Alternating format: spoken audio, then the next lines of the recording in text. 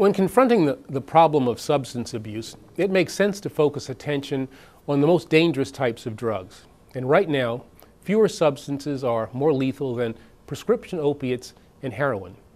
Addiction to heroin and other opiates, including certain prescription painkillers, is impacting the lives of Americans in every state, in every region, and from every background and walk of life, and all too often with deadly results.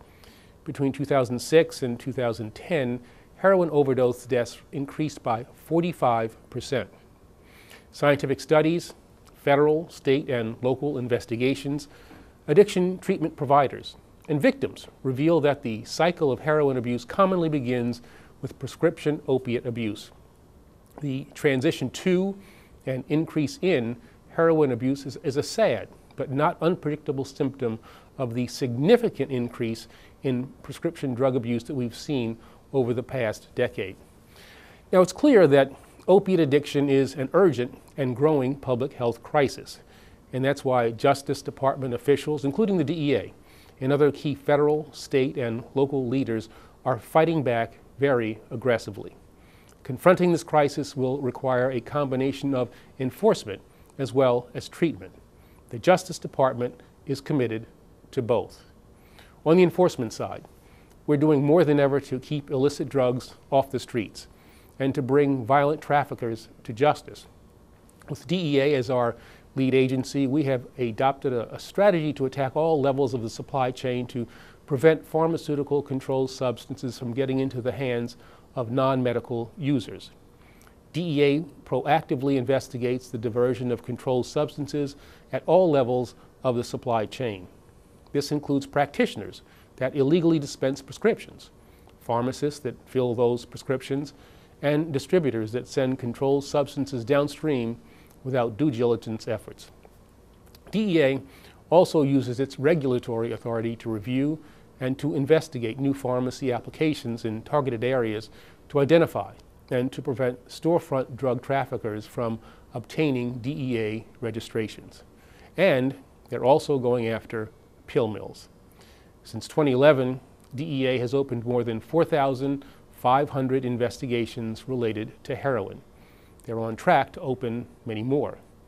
And as a result of these aggressive enforcement efforts, the amount of heroin seized along America's southwest border increased by more than 320% between 2008 and 2013.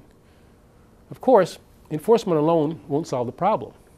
And that's why we are enlisting a variety of partners, including doctors, educators, community leaders, and police officials, to increase our support for education, prevention, and treatment.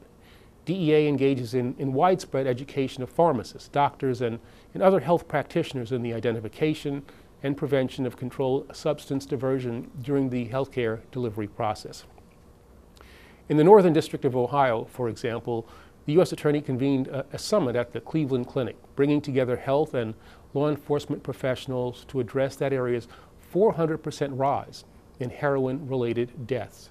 And nationwide, the Justice Department is supporting more than 2,600 specialty courts that connect over 120,000 people convicted of drug-related offenses with the services that they need to avoid future drug use and to rejoin their communities.